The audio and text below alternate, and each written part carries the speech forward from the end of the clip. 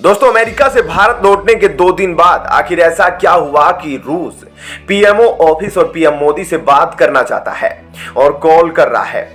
आपको बता दें कि प्रधानमंत्री मोदी जब अमेरिका गए थे, वहां पर जो सीक्रेट डील साइन की गई मोदी और अमेरिका के बीच, उससे अब रूस परेशान है, क्योंकि रूस की जो आर्थिक व्यवस्था की नींव है वह भारत है। दोस्तों, इसमें कोई दो राय नहीं कि अब भारत ग्लोबली पावरफुल देश बनता जा रहा है और यहाँ पर हर वह देश बिजनेस करना चाहता है। और इसी क्रम में जो रूस हथियार से तथा भारत को अब रूस डरा रहा है, क्योंकि भारत अब अमेरिका से वह हथियार ना खरीदने लगे।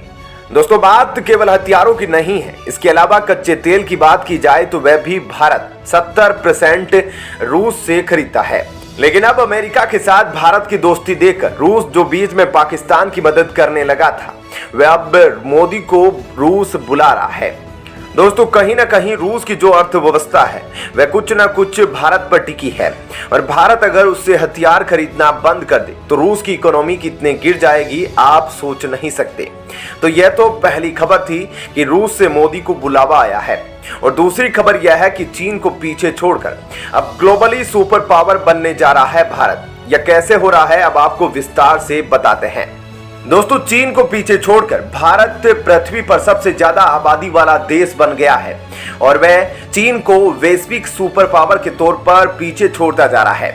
एक्सपर्ट का मानना है कि अब तस्वीरें पूरी तरह से बदलती जा रही है और जल्द ही भारत चीन को हर मामले में पीछे छोड़ देगा। कहा जा रहा है कि अब भारत का वक्त आ चुका है और एक्सपर्ट का मानना है कि भारत जल्द ही चीन की बराबरी कर लेगा। चीनी अर्थव्यवस्था की रफ्तार धीमी पड़ेगी, लेकिन भारत की नहीं। बता दें कि चीन दुनिया की सबसे बड़ी और भारत के मुकाबले 5 गुना बड़ी अर्थव्यवस्था है, क्योंकि भारतीय अर्थव्यवस्था का दुनिया में 5वां स्थान है। सबसे बड़ी बात यह है कि ग्लोबल सुपर पावर बनने के लिए आबादी और अर्थव्यवस्था दोनों का ज्यादा होना जरूरी है। हालांकि सॉफ्ट पावर भी मुख्य भूमिका निभाता है। भारत का बॉलीवुड फिल्म उद्योग दुनिया भर में भारत की छवि बनाने के लिए बहुत ही प्रभावशाली साबित हुआ है, लेकिन चीन के बढ़ते फिल्म उद्योग चाइना हुड ने हाल ही में हॉलीवुड को पीछे छोड़ दिया। आज भारत में हर दिन 86,000 बच्चे पैदा होते हैं, जबकि चीन में 49,400 बच्चे। कम जन्म दर की वजह से चीन की जनसंख्या सिकुड़ रही है और इसी सदी के अंत तक इसकी जनसंख्या का 1 अरब से नीचे आना तय है। ऐसे में संयुक्त राष्ट्र का कहना है कि 2064 तक भारत की आबादी का बढ़ना जारी रहेगा और इसकी जनसंख्या मौजूदा 1.4 अरब से बढ़कर 1.7 अरब हो जाएगी। यह भारत को डेमोग्राफिक डिविडेंड देगा। काम करने लायक आबादी के बढ़ने की वजह से तेज आर्थिक विकास के लिए डेमोग्राफिक डिविडेंड शब्दावली का इस्तेमाल होता है। न्यूयॉर्क के न्यू स्कूल में भारत चीन इंस्टीट्यूट के डायरेक्टर प्रोफेसर मार्क फ्रेजियर के अनुसार 1990 के दशक में जो सुधार हुए थे उसका भारत को फायदा मिल रहा है, लेकिन कार्यशील आबादी की शिक्षा, स्वास्थ्य, हुनर और अर्थव्यवस्था में योगदान की क्षमता बहुत मायने रखती है। हाल ही के महीनों में एप्पल और फॉक्सकॉन जैसी बड़ी मल्टीनेशनल कंपनियों को आकर्षित करने के बावजूद भारत की आंतरिक नौकरशाही और बार बार नीति बदलने के कारण उपजी अस्थिरता से कुछ अंतर्राष्ट्रीय निवेश बदलते भी है। और पहले यह माना जाता था कि जितनी बड़ी आबादी होगी आप भी उतने ही ताकतवर होंगे। ऐसे में जिस तरह से भारत की आबादी बढ़ती जा रही है तो भारत जल्द ही चीन से काफी आगे पहुंचने वाला है।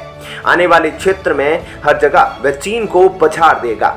तो दोस्तों, ऐसे में इस खबर के बारे में आपकी क्या राय है, हमें कमेंट करके जरूर बताएं। और अब आपको बताते हैं ऐसी ही एक और बड़ी खबर। दोस्तों, चीन द्वारा भारत को वीटो देने में ना कहना अब कितना मामला बढ़ेगा वह आप सोच भी नहीं सकते। वीटो में पावर नहीं है तो रूस भारत के समर्थन में कुछ भी कर सकता है। भले ही प्रधानमंत्री मोदी अभी अमेरिका गए थे, लेकिन अमेरिका से लौटने के बाद वे अभी भी रूस के कांटेक्ट में हैं। आपने देखा होगा अमेरिका में जितनी भी मीटिंग्स हुई और जितनी भी डील हुई, जहां कहीं भी भाषण हुआ वहां कहीं भी रूस का नाम मोदी ने नहीं लिया, क्योंकि रूस और भारत में तो सीक्रेट दोस्ती है और इन दोनों के बीच ये सीक्रेट दोस्ती हमेशा तक रहे। इसलिए रूस ना तो कभी भारत को इंटरनेशनल मंच पर बुराई करने के लिए छोड़ता है और ना ही भारत करता है। लेकिन इन सब के बीच चाइना की फटने वाली है, क्योंकि चीन को भारत कभी भी MTCR में सदस्यता और वीटो दे ही नहीं सकता। और अगर उसके पास सदस्यता और वीटो नहीं है तो चीन अपने हथियारों को एक रेंज के बाहर तक इस्तेमाल नहीं कर सकता। लेकिन भारत अब राफेल के नाम से कांपने वाले चाइना के लिए एक और सैम राफेल की तरह बड़ा हथियार लाया है, जिससे चीन और पाकिस्तान तबाह हो सकते हैं। और आज हम उसी के बारे में डिटेल से बात करने वाले हैं कि क्या कुछ वह हथियार है। सबसे पहले अमेरिका के F-18 सुपर हॉर्नेट की बात कर लेते हैं। दोस्तों, इस सुपर हॉर्नेट में इंटरनल चैनल लगा हुआ है जो 1 मिनट में हजारों राउंड फायर कर सकता है। यह लड़ाकू विमान हवा से हवा में मार करने वाली मिसाइलों और हवा से जमीन पर वार करने वाले हथियारों को आसानी से ले जा सकता है। सिर्फ इतना ही नहीं, F-18 सुपर हॉर्नेट में फ्यूल के 5 ड्रॉप टैंक भी लगाए गए हैं और इसे हवा से हवा वाली प्रणाली से जोड़कर इसे एयर टैंकर के रूप में इस्तेमाल किया जा सकता है। F-18 सुपर हॉर्नेट की टॉप स्पीड 1915 किलोमीटर प्रति घंटा है, जो 1330 किलोमीटर की रेंज में इस्तेमाल की जा सकती है। इस विमान में जनरल इलेक्ट्रिक का F404 इंजन लगा हुआ है। इसका सबसे ज्यादा उपयोग ऑस्ट्रेलिया और भारतीय नौसेना और कुवैती वायुसेना के द्वारा किया जाता है। सबसे पहले तो आप यह समझ लीजिए कि ताकत के मामले में फ्रांस का राफेल F-18 सुपर हॉर्नेट से भी आगे है, यानी कि 2469.6 किलोमीटर प्रति घंटा, जबकि F-18 और हॉर्नेट की अधिकतम स्पीड मैक्सिमम 1.8 है, मतलब 2222.4 किलोमीटर प्रति घंटा। राफेल की रेंज 3700 किलोमीटर और सुपर हॉर्नेट की रेंज 3300 किलोमीटर है। राफेल M की सर्विस सीलिंग 55,000 फीट है, जबकि हॉर्नेट की 50,000 फीट। राफेल 308 मीटर प्रति सेकंड की स्पीड से ऊंचाई पर जाता है, जबकि सुपर हॉर्नेट 228 मीटर प्रति सेकंड की दर से। राफेल को एक पायलट उड़ाता है, जबकि हॉर्नेट को 1 या 2 पायलट उड़ा सकते हैं। 50.1 फीट लंबा राफेल सुपर हॉर्नेट से करीब 10 फीट छोटा है। राफेल का विंग स्पैन 35.4 फीट है, जबकि हॉर्नेट का इससे करीब 9 फीट ज्यादा है और हॉर्नेट का वजन भी राफेल से ज्यादा है।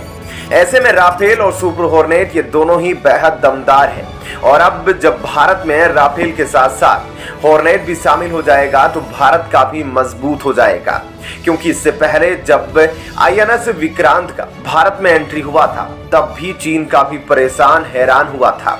और अब फिर से चीन के इरादों पर मिट्टी डालने के लिए नए योद्धा आ रहे हैं और ये अमेरिका और फ्रांस की तरफ से आ रहे हैं, जो कि वर्ल्ड क्लास फाइटर है, जो न सिर्फ समंदर के ऊपर दहाड़ आएंगे बल्कि भारत के नए 57 फाइटर जेट पूरे भारत में तहलका मचा देंगे। ऐसे में अब भारत ने चीन का वह भ्रम तोड़ दिया है कि उनकी नौसेना सबसे ताकतवर है, क्योंकि भारत में इस बात का भ्रम तो पहले ही तोड़ दिया गया था कि चीन की थल सेना भारत के मुकाबले काफी ज्यादा कमजोर है। और अब भारत ने समुद्र में भी अपनी मजबूती बना ली है, जिससे चीन काफी ज्यादा हैरान परेशान है। तो दोस्तों, ऐसे में इस खबर के बारे में आपकी क्या राय है, हमें कमेंट करके जरूर बताइए।